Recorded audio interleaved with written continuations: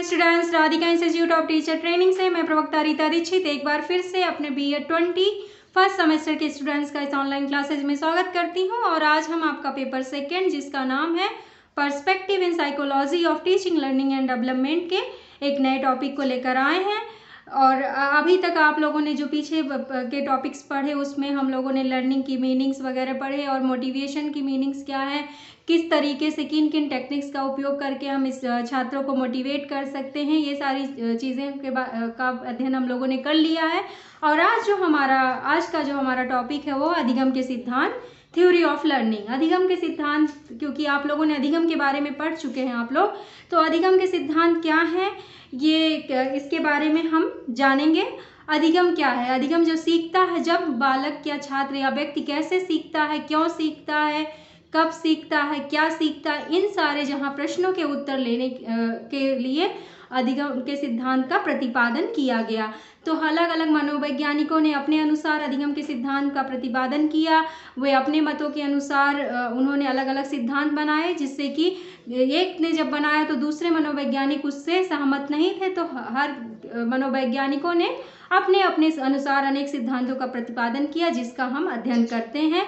और हम जब अधिगम के सिद्धांत का अध्ययन करते हैं तो हमें बहुत सारी जो भी अधिगम से रिलेटेड चीज़ें हैं, कैसे अधिगम होता है, क्यों अधिगम होता है और किन परिस्थितियों में अधिगम होता है, इन सारे प्रश्नों का उत्तर हमें मिलता है। तो अधिगम का सिद्धांत का प्रतिपादन करने के लिए मनोवैज्ञानिकों ने वैज्ञानिक रूप से उसका परीक्षण किया, फिर उसका क्या उनको निकला निष्कर्ष, उस आधार पर उन्होंने इस सिद्धांत का प्रतिपादन किया।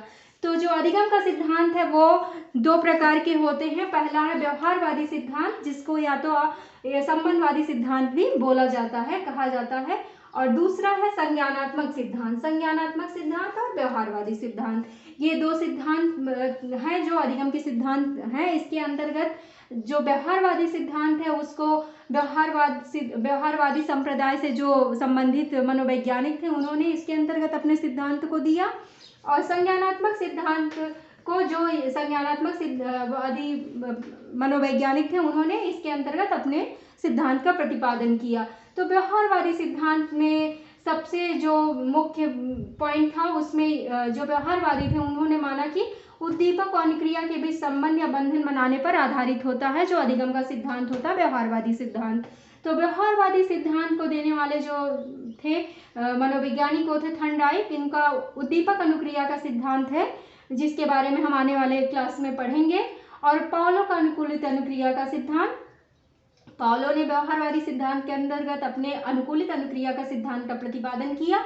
और स्किनर का क्रिया प्रसूत अनुबंध सिद्धांत, जो कि व्यवहारवादी सिद्धांत के अंतर्गत आता है। स्किनर एक व्यवहारवादी संप्रदाय को मानने वाले मनोवैज्ञानिक थे।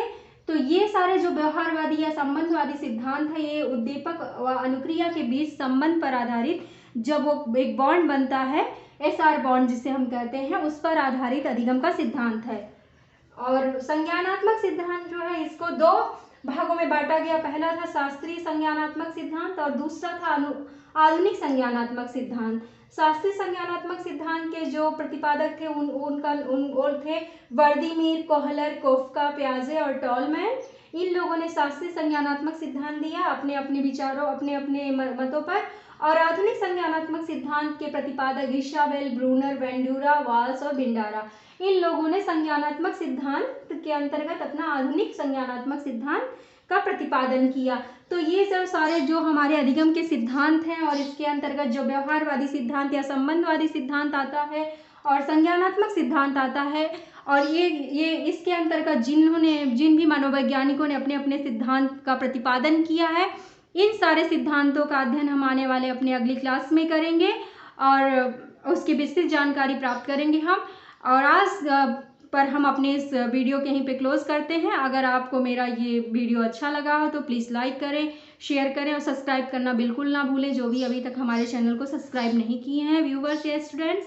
और बेल आइकन को ज़रूर प्रेस कर दें, जिससे कि आपको जो भी हमारी रिसेंट अपडेट्स हैं वो एज ए नोटिफिकेशन मिलती रहे। और फिर अगर आपकी फिर भी कोई समस्या है, कुछ आप बताना चाहते हैं, कुछ कमेंट है, तो कमेंट बॉक्स में जाकर आप मुझे कमेंट कर सकते हैं। तो आज के लिए इतना ही, मिलते हैं फिर अपने नेक्स्ट क्लास में एक नए टॉपिक के साथ। तब तक के लिए धन्यवाद।